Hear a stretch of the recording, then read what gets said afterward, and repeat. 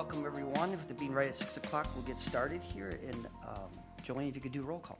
Council members Erickson, Here. Larson, Here. Miller. Here. Councilmember Valento is absent tonight. Mayor Roberts. Here. And if you're able, please join us to stand and pledge allegiance.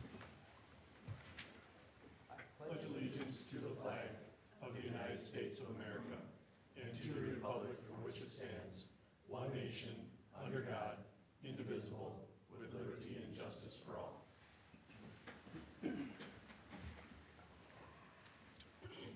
Council, we have an agenda in front of us. Is anyone interested in making a motion to approve? Also move. Motion, is there a second? I'll second it. Motion is second. Any further discussion? All in favor? Aye. Opposed? And we have an agenda. Let's see, item number 5, awards and presentations. We don't have anything this evening for that. So item 6, open forum. This is an opportunity for anyone to come speak to the council on any city matter. Please try to leave your comments limited to around 3 minutes. And if you do come forward, please state your name and address for the record.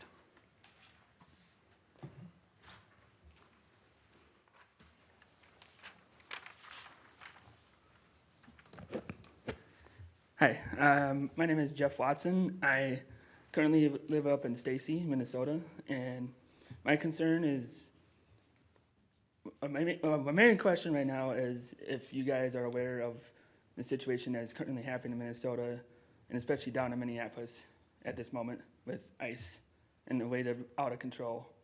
Because last Friday, we did a general strike and protest down in Minneapolis, and they had about 400 businesses that participated in this general strike, and we had 50,000 plus people down in protest. Well, now we are doing another strike this Friday, and we're trying to do more outreach and trying to get more businesses, more cities in support of Minneapolis. And I was just curious if you guys would be willing to participate in that and try to do more outreach with local businesses in this area. I'm currently trying to reach out to Wyoming, Stacy, and North Branch as well to try to get a complete shutdown in support of Minneapolis and Minnesota in these trying times. So I'd just like to hear your answer on that. Yeah, so in this open forum, there's not a lot of back and forth, but if you wanted to leave your name and number with city staff, someone could reach out, and myself would be willing to reach out as well. Thank you. So, yeah, thanks for coming this evening. I think the next gentleman is more on an agenda item for the Beltz Consulting, or would you like to speak now? Mayor Roberts, it isn't an open forum or a public hearing tonight. Okay. And so this would be the time for public comment unless you asked for public comment when Okay. we spoke about it later. Are you interested in speaking to this during open forum? If there's any specific questions, I'm happy to. I think where we left it was adding language for the concealment and camouflage. So, yeah, whatever's been proposed. Okay, I think if council has some questions, that Just a quick point of clarification. So item 8AI says public hearing on the agenda. Oh, well, we can do that. 8? Sorry. It's giving me Our a first second. action item, as I read the packet, I understood. there'd be No, a- it's for 8C. He's regarding the cell He's phone here for the tower. wireless towers. Oh, I We have understand. 2 ordinance amendments on tonight. Busy night in our legislative capacities. Gotcha, all right. okay. But if we have questions at that time, we can ask. Okay, anyone else interested in coming to speak in front of the council tonight? All right, with no one else, we will move on to the consent agenda. I'm going to make a motion that we approve consent agenda items 7A through D, and then F through M. I'll second that. Again.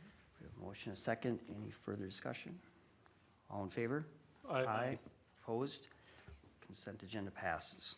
So what we'll do then was we'll move that item that I pulled, it's the Beltz Park Volleyball Court addition, to our first item, and I would guess that Dave would speak to that. Yeah, what would you like to know about that, other than what's in the memo? So I guess a couple questions, just the long-term plan of that and location. I know it was talked about at the Parks and Rec Commission. Just questions on how the location of that from where the ball field is still existing. I think that's the long-term plan, to keep that ball field, and then how, if then ice would then go over that space. We're gonna continue to use that for a rink. I think that's what it is. But I did, there's more public conversation, just to let people know that what we're deciding here tonight. So we met with the Parks Commission probably last October-ish and brought up questions of possibly moving that rink to a different location, and/or if they wanted a volleyball court still at Beltz, since it was taken out during that reconstruction. The commission was pretty set on keeping that rink there. They wanted that in that neighborhood.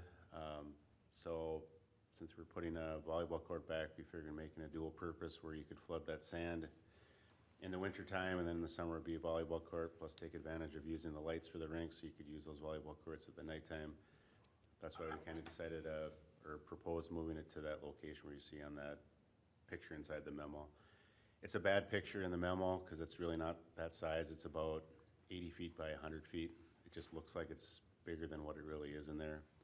The overall goal would be to get it farthest to the west as possible and farthest to the north as possible, is keep about 150 feet yet for that baseball court, or baseball field, and then out of the way for that proposed, or not proposed, but if we ever put that parking lot in there, we would keep it out of that footprint as well, so we won't have to move it again. The green space where that volleyball court used to be, that was talked about moving it maybe back over in that area, but it's been reported pretty heavily that people are using that green space now. So we don't want to just jam 2 volleyball courts in that green space and put a volleyball court, or 2 in that area. So after that discussion, it was kind of decided, if it feels like you're jamming a lot of stuff in one area, but you're leaving that whole other green space for green space now, or something in potential in the future. So Dave, you're limited on the north by that paved trail, which isn't reflected in this picture. That what you're suggesting relative to size, knowing that we have that hard stop on the north side, how, as you look at this picture relative to, say, the tennis courts, this current picture I'm looking at shows that the volleyball courts would go about halfway. I'm assuming that may or may not be accurate, and my spatial, isn't great. So what are we talking, like how close are to the baseball field are we going to end up being, knowing that we're limited on the north end? The goal is to get it as about 150 feet away from home plate. That would still be able to use for a youth baseball field. When I measure just in the aerial to where the rink is right now, it's about 145 to 150 feet. So what I laid over that volleyball court is basically where the rink is right now. So it'd basically just be turning the ice rink right now into sand, and just making sure we're not infringing on where that parking lot may go on sometime, not into the hill, and then as far as possible away from that baseball field. All right, thank you. Do we put a liner or something down to keep water from going into the ground? We tried that in the past when it was just on the grass, and the problem was it would kind of heat itself from the bottom, and then we would have open water on the bottom of the rink and then ice on the top. I think with sand, there's that possibility now to be able to put a liner in there, just because you can freeze that sand and you're not going to have that, the warmth coming from the ground temperature. We're having the troubles right now at Beltz. It's 20 below and you're still getting frost boils from underneath the ice. So anything will be better than what we have right now. Sand is really good to flood over top of. You might not even have to put a liner in it. Liners are just expensive. They're $3,000 to $4,000 that you just throw away at the end of the year. You can't really reuse that plastic. You probably haven't done a survey, but last year, even though it seemed like it was open and closed, are the usage for the rink about the same, or you probably haven't run those numbers yet? In comparison to like Tower Park? Well, right, and even to last year, have those numbers gone up, or they stayed flat, are they down a little? I know we have numbers currently right now. We're 800 plus at Tower, and we're about 100 or so at Beltz. So it's significantly less use Beltz Park. Okay. Kevin, question? I know I'm asking a lot here, Dave, but do you know what the average distance from home plate to an outfield fence for a Little League team is? You like to get 150 feet. That's where you want to get for like a 10U field. And that's what that field was kind of made for, you know, softball as well. I mean, it's not made for 12U or people crushing home runs. It's T-ball and little kid ball. I mean, I don't think you'd ever want it anything more than that, or then you're worrying about balls going to St. Pete's garage or parking lot or onto South Shore Drive. Yeah. I think you want to keep it just like for little kids to play on. So we'd have that distance. Yep. Okay. Just for reference, the home plate to the sidewalk that's, so down the left field line, I would call it, is about 170 feet just to that. So you're really not cutting that much off what you have already there as a limitation. You're more restricted by the tennis courts. I mean, you'd almost have to build like a Green Monster type of deal to shrink that distance, but your right field is probably restricted just by the hill that was always there versus the center field. Good. And will there be, if it's in the packet, I apologize, but more standard, like a permanent footing where the poles go into and then they're just taken out at the end of the season? Yep. So they were just like telephone poles and like a tennis net that was up there. So it's planned to get real actual stanchions for volleyball court that'll be ground mounted, so you can slide the tube in there in the summertime, and then winter you pull the tubes out and cap it, and then you can flood it, and then in the spring you just take a metal detector, find them again, and put them back up. It's also gonna have the actual border string around there too, so when people come and play, it actually shows what the size of the court's all laid out and stuff too. So it's gonna be a definite improvement of the court itself, plus 2 of them. If you're gonna make it that big for the ice rink, you might as well, if you're putting the sand down and cutting it out, you might as well make it for 2. And I think you're gonna see a lot more people using it just with the lights on it at nighttime too, that people can use it in the fall and the spring and up at nighttime. I do like that idea, have it lit for just more usage, so. And it's a lot, I mean, it's at $14,000, but Public Works is probably eating another $15,000 to $20,000 off it just by doing all the shaping work and putting the sand in and doing all the underground stuff. So I mean, basically that $14,000 is just for the sand and for the equipment. The rest is just done with Public Works staff. I would say my former employer, we built one volleyball court for $14,000 about 10 years ago, so this is a pretty good price. Great. All right. Anyone wanna make a motion on this one? I'll make a motion to approve the installation of the new volleyball courts at Beltz Park using the park dedication funding as presented tonight. I'll Motion- second it. All right, we have motion and second. Any further discussion? All in favor? Aye. Aye. Opposed? Motion carries. Thanks, Dave. All right, item 8A. So the next 2 items, I've made public a number of times. I am likely going to be into the cannabis business, so I will be turning the meeting over to another council member. We have a different situation here this evening. Acting member, or Council Member Valenta, who is acting mayor, is absent, so the 3 council members will make a decision as to who is going to lead these next 2 items. So I will be leaving the room.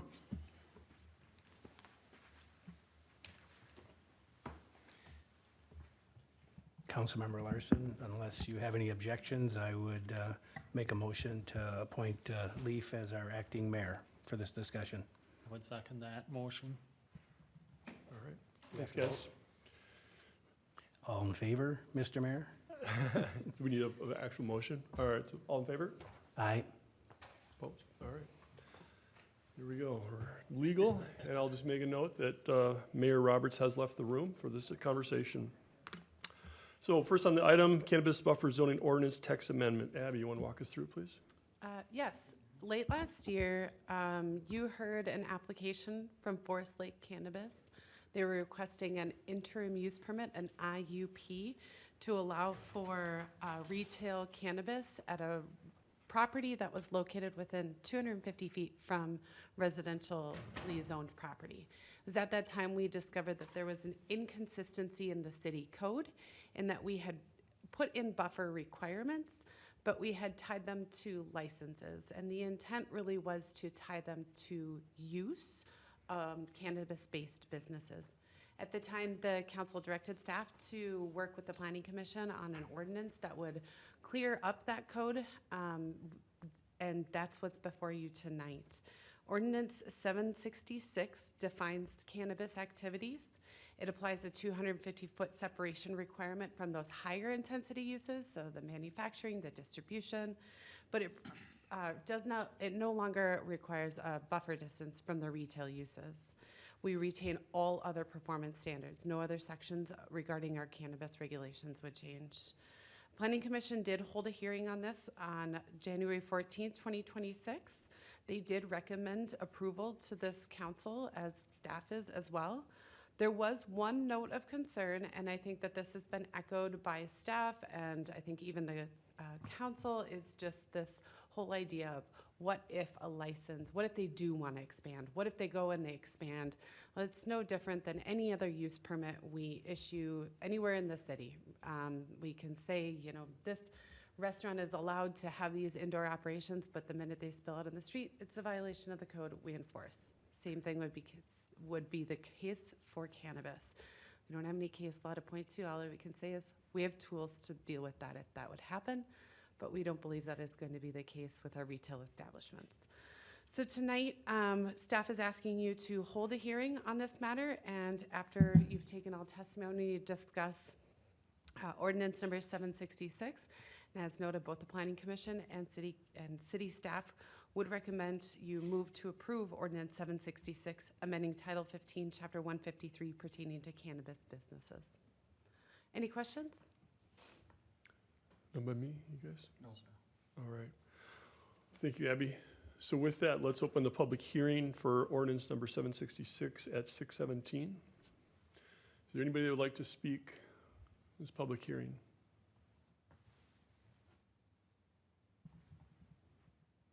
Anybody at all that want to speak to this hearing?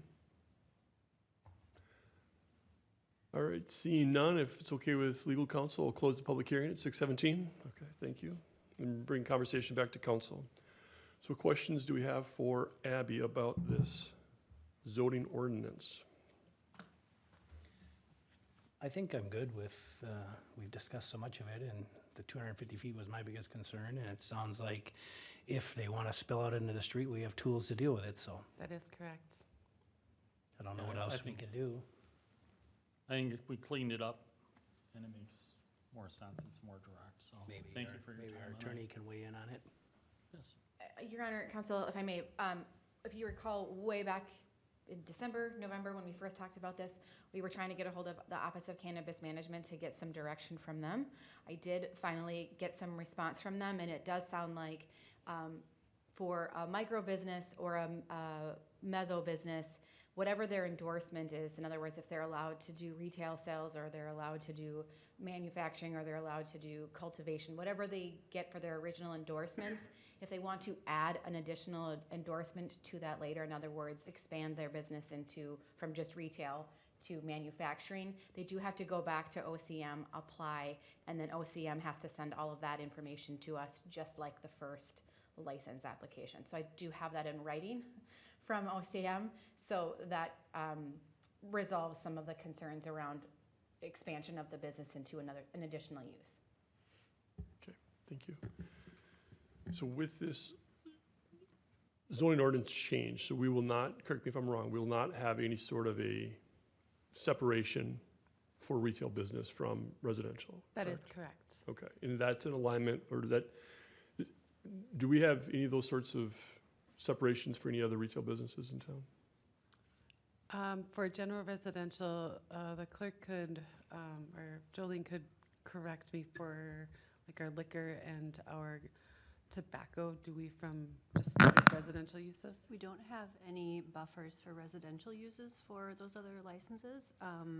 We do have buffers for schools and I believe daycares. Yeah, And all of those buffers would still remain in place for schools, daycares, and residential treatment facilities, I think was the other one. okay. So this aligns with our other Yes. controlled businesses. All right, thank you.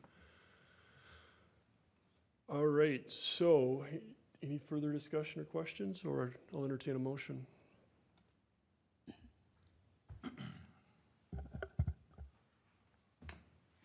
make a motion to approve ordinance number 766, amending section 153.092 UU of the city code to apply the residential separation requirements for cannabis businesses based on site activities rather than the state license type.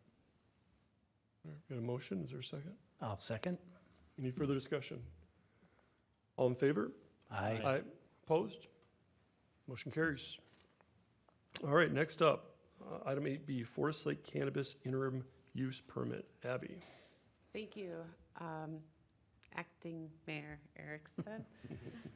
Members of the council, in November, you heard an application from Budding Measures LLC, otherwise to be known as Forest Lake Cannabis, looking for an IUP for cannabis-based retail sales. This was the applicant that you had received an application from directly pertaining to that residential buffer requirement that we acknowledged was kind of a whoopsie in the code. At that time, the council was not prepared to move forward with an IUP with various conditions. So you've elected to table the IUP, directed staff to amend the code. Tonight, this is being brought back before you for conformity to the city code and issuance of the IUP, which would allow for Budding Measures LLC to operate a retail-only cannabis-based business at 1467 Lake Street South. Included in your packet is a resolution 0126-2601, granting an IUP to Budding Measure Movement for retail-only cannabis operation at that site, and staff would recommend that you consider approval for it. The applicants are here if you have any direct questions for them. Do you have any for me? All right, thank you, Abby. Any questions for Abby No. or the applicants? No. Well, I know we've discussed this one before. Doesn't sound like there's too much question on the table. So I'll entertain a motion if there's anybody so moved. I would make a motion to approve the resolution 0126-2601, granting an interim use permit to Budding Measured Movement LLC for retail-only cannabis operation at 1467 Lake Street South, subject to the following conditions, which there are They're listed in the 14 of them. attached. Thank you. Is there a second? I'll second that motion. All right, any further discussion? All those in favor? Aye. Aye. Opposed?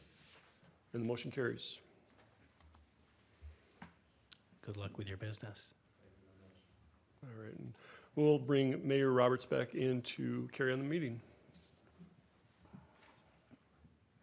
Pretty good drive. Okay, might be next in line. Let's see, it took us 10 minutes. That's right.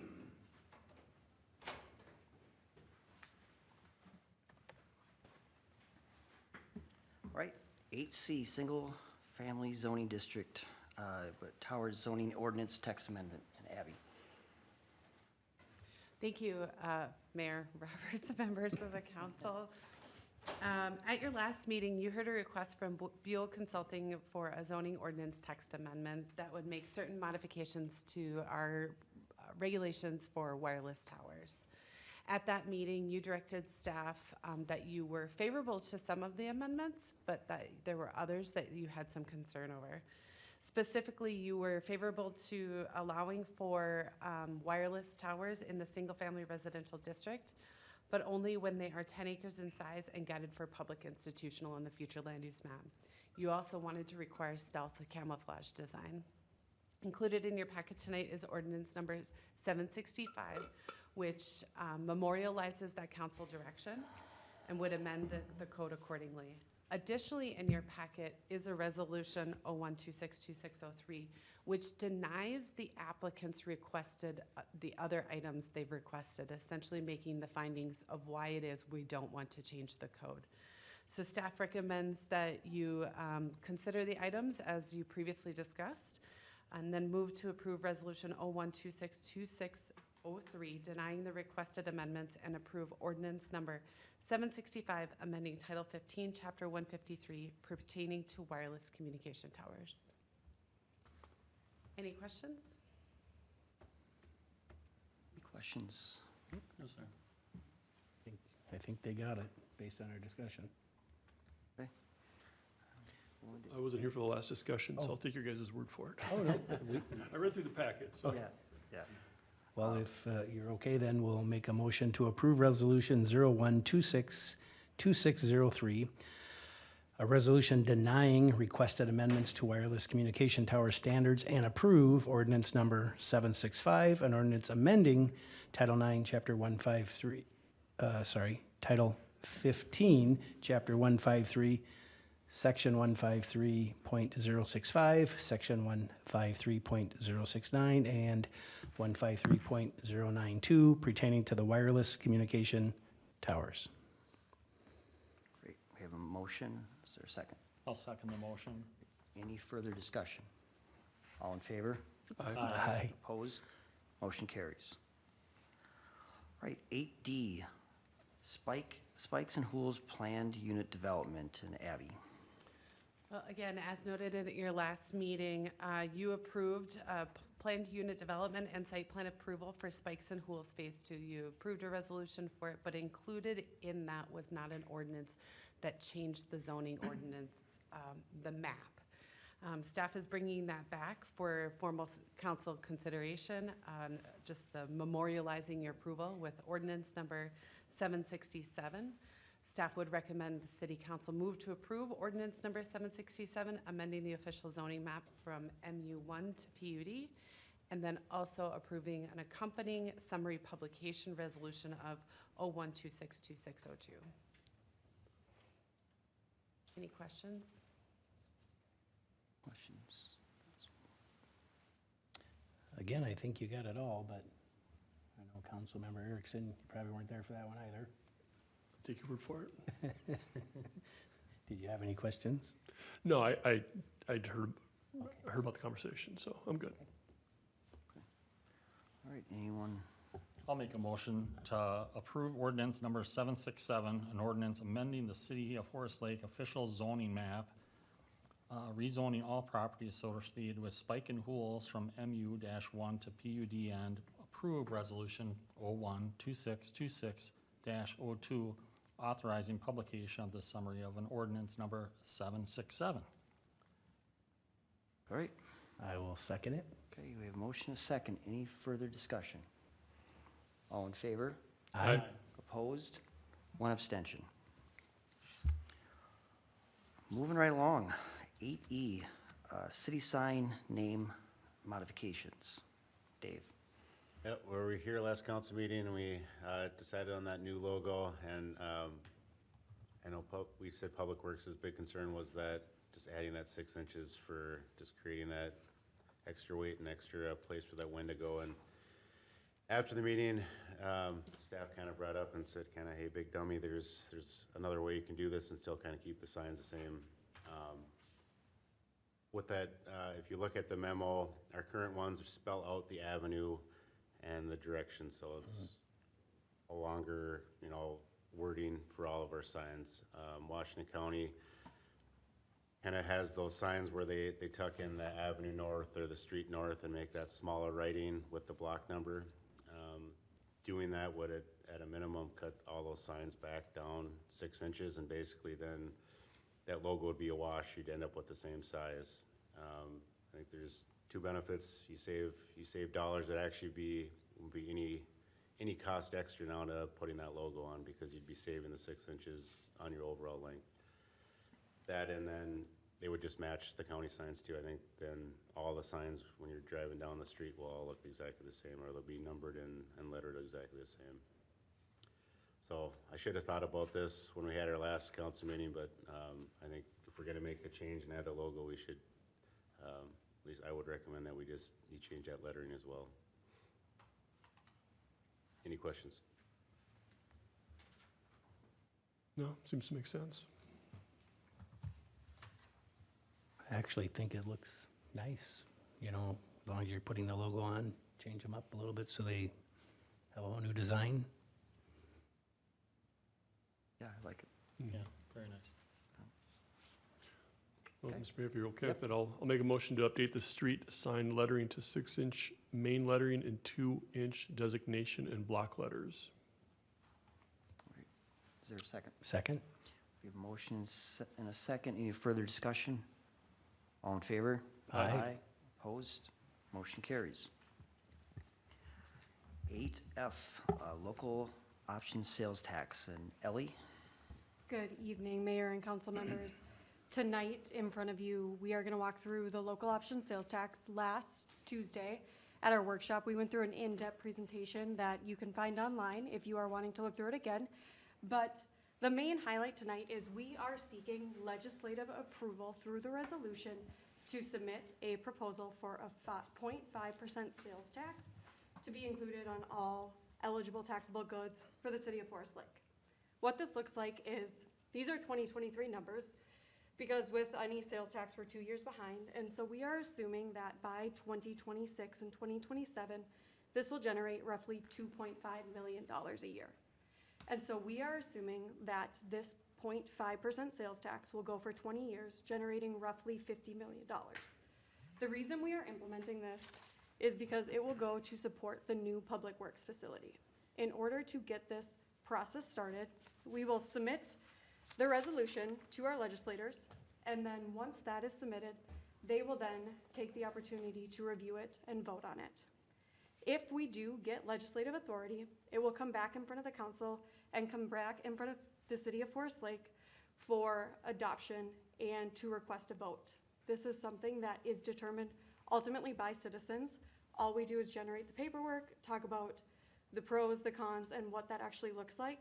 And then once that referendum is held, that will determine if the sales tax is going to actually be implemented. And if it does get approved, we would do a city ordinance, and then we would move forward with it. But a little bit more about the logistics of the sales tax is, through the University of Minnesota, they conducted a study, and roughly 47% of it would come from residents within the city of Forest Lake. And so, big picture of the study, they broke down traffic patterns, people coming in, people coming out, where businesses are spending money, what time that's being spent. And they then determined 54% of it comes from non-residents. And so that would allow us, because this is a regional facility, to spread out that funding to then take less pressure off of just the residents of Forest Lake, because then it would go to support everybody actually using it. With that, Mark, did I miss any of the major points? No, I would just say that, there's a timely article in the League of Minnesota Cities here, in fact, it covers about local option sales taxes. And in here, you'll see that there's kind of a little sidebar here that talks about the 6 steps. I want to make sure that the public is aware that this is only step 1, and there's a deadline here. We realize that some people might be kind of alarmed by the idea of talking about a sales tax and voting on a resolution to put this in front of the legislature. We understand we're a long ways away from, actually doing this and deciding that this is the way we want to fund that facility.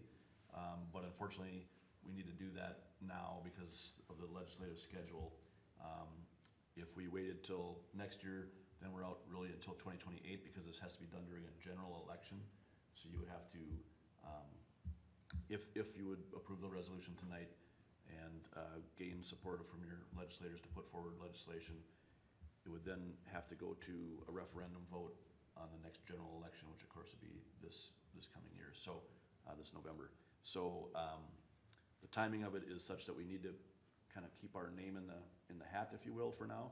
And this is, again, just step 1 of 6 to actually enact this. And so there's a lot of time here yet for the public to weigh in on this.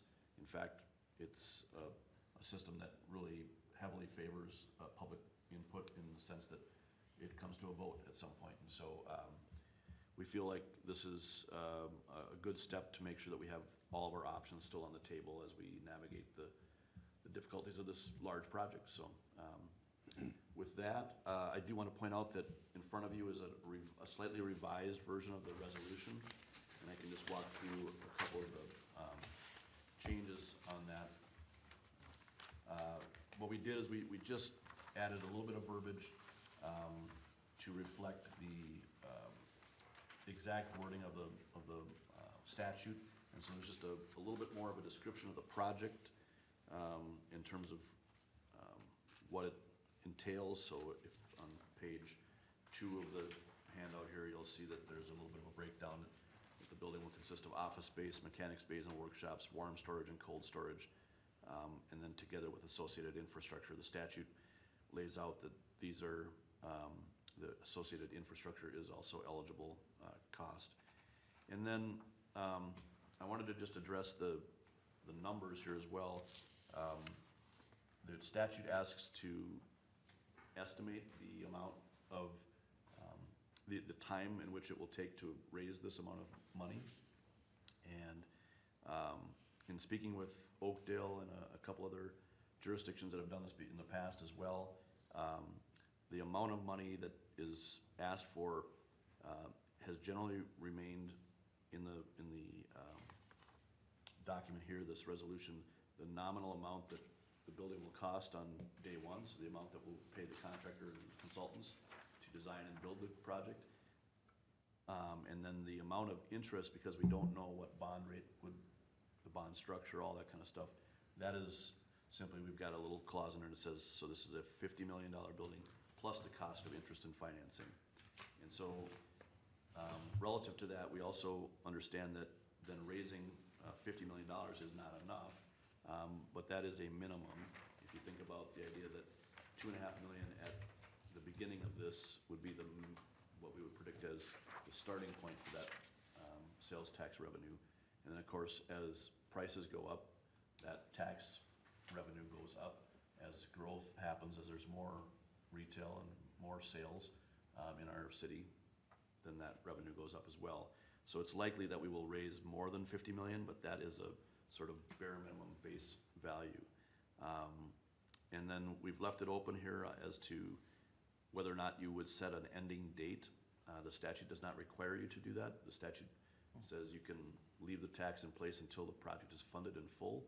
So essentially the only thing we're putting a ceiling on here with this resolution would be the $50 million mark.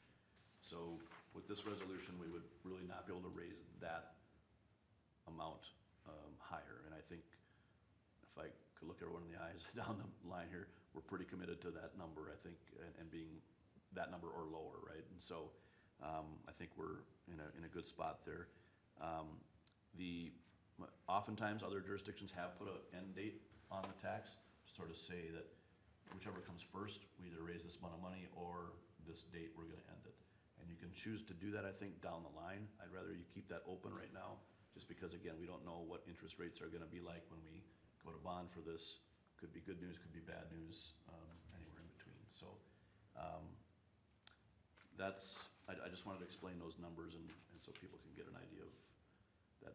Yes, we understand that $50 million is not the total amount we need to raise. We would need to raise more than that, or supplement with general funds. And I think that may be part of the overall financing plan at the end of this as well, is that there might be a combination of sales tax and general fund and or utility fund revenue.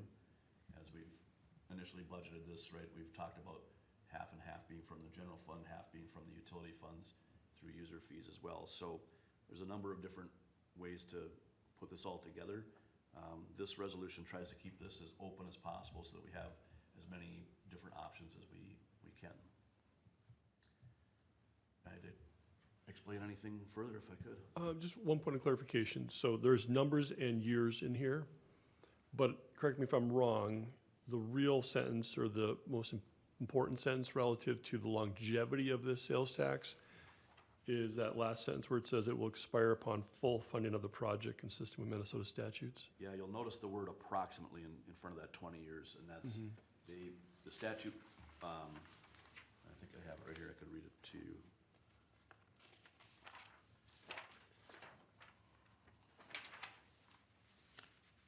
It's highlighted, so I can't miss it.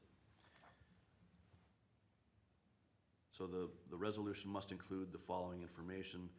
The estimated time needed to raise that amount is what's required. So they don't require you to put a solid end date on it. Obviously, you know, that's an estimated time that we think we can raise $50 million. If we endeavor to raise more than that, we could extend that until the project is fully funded, and that number will be north of 50 million because of interest that we would pay. Yeah, okay. Well, I think the important part of that is to call out the fact that this isn't a forever tax.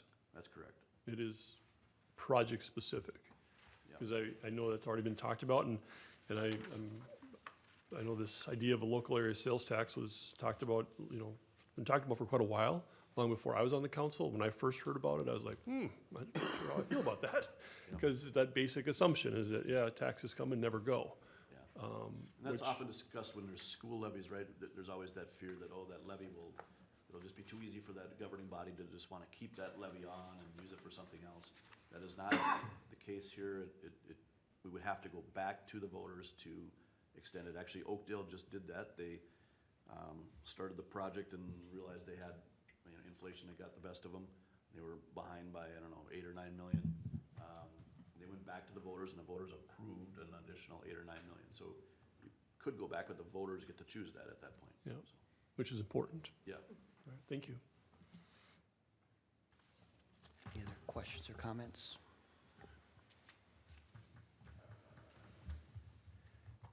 One comment I guess I do have is, at least if we can get this message out and get the voters to agree, a large percentage of this, a larger percentage comes from people who visit our city and are using a lot of the facilities and a lot of the infrastructure in our cities and the restaurants and the bar, et cetera, and additional businesses that we never really, as a city, collect any revenue, but they are very hard on all of our city services. Yeah, and so I can just add too, like this, I will be supporting this evening, but this by no means is the end. As Administrator Stotts has talked about, there'll be, I'm assuming, some public hearing of some sort. There will be a referendum. People do get the opportunity to vote on this. And just because any of us may or may not approve this tonight, doesn't mean that we're fully on board until we get all the numbers and facts back, and we get to go ahead with the legislature. This is just a step, so at least we can continue to contemplate this as this project moves forward.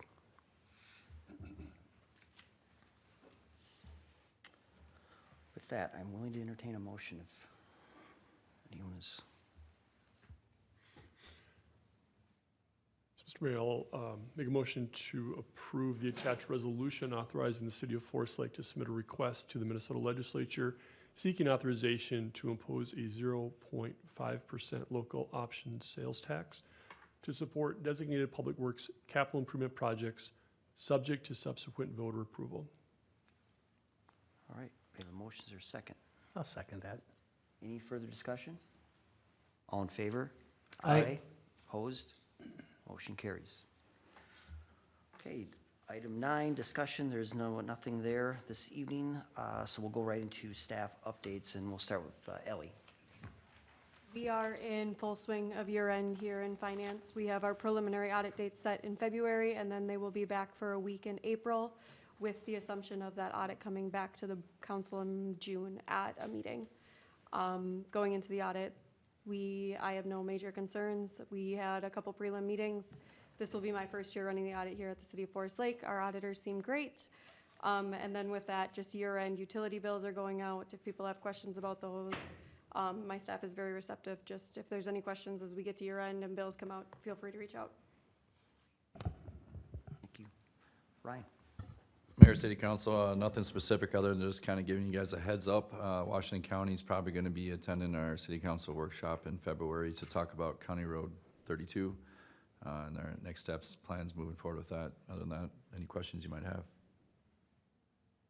Questions for her? Jolene? Oop, this microphone. Good.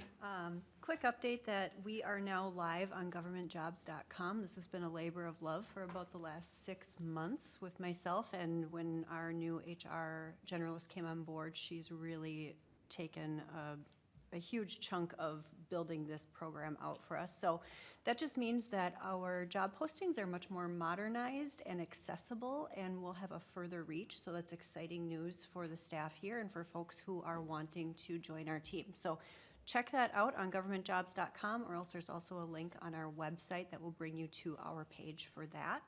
Our wellness committee has launched and is well underway. I'm excited about the work that they're doing to support our staff here in-house to highlight and encourage wellness incentives. And our safety committee, which will be led by none other than Dave Adams, will be meeting for the first time this week. And this is exciting as well, although it's safety focused, so some people might not think it's quite as exciting, but it is mandatory that we have this committee. The city has not had one previously, so we're excited to get this going and make sure that we are focused on staff safety in the workplace. Any questions for Jolene? Abby? Just a few updates last week. Mayor Roberts, Mark Stotts, and I met with a number of different regional, county, and state partners regarding transportation efforts in the community. So they'll start to see some conversations happening and some service expansion within the community that I have already, I think, mentioned at various times. Also, last week was our first of the year watershed district kind of permit coordinators meeting. So this is some of our frontline staff, our permit inspectors, plan reviewers that are meeting with watershed district plan reviewers, permit staff. Right now, we're looking at the potential of up to 7 residential developments that'll be going through the entitlement process this spring, this late winter, spring. So you'll probably start seeing some of that coming through, but our offices are pretty busy right now with new residential land development review. So happy to answer any additional questions you might have. What would those 7, do you have any idea, equate to number of rooftops, units? Do you know? I'd have to take a look. Okay. Some of them are too premature to even say this is how many. I can tell you. I mean, you know, if we're up to them, we'd have thousands. But yeah, I mean, we're looking at, you know, several hundred new lots probably going to be entitled this spring at least. Great. So doesn't mean they'll all be built this year, but we also are seeing less of our developers are less inclined to propose phasing plans. So where we might have seen in the past, you know, smaller phases, we're not seeing that same sort of thing with some of these other ones coming forward. So just kind of exciting. Yeah. Questions? Dave? No updates. Chief Peterson? No updates. Chief Newman? No updates. Amanda? No. Mark? Just want to, I thought Alan would maybe sing the praises of the sales of our trucks that we sold for, come on, Alan, give him the update, give him a good update. So we did sell 2 vehicles on the min bid auction. The first vehicle, which was a 2001 Ford F-250, we purchased it for $26,000 originally. We sold it for $19,800. The other truck was a 2005 Ford F-350. Sold that for $23,800, and that was donated back in 2005. Excellent. Got about 2 vehicles for 20-some plus years for $5,000. Seems like a pretty good deal. Just a quick follow-up question, do those dollars go to stay specifically within the fire department budget, or is that capital equipment? It will go into the capital equipment budget minus the 20% that goes back to Columbus as their share of the original purchase. Just a quick reminder that we do have an airport commission meeting on February 4th. Great. Councilmember Miller? No updates. Councilmember Erickson? No updates this evening. Councilmember Larson? Just a planning commission meeting on Wednesday at 6 o'clock. Please tune in or show up. Thank you. I don't have anything either. Thank you, everyone, tonight, preparing for the meeting and presenting, and enjoy a nice evening, early evening off on a Monday. So, all right, anyone make a motion to?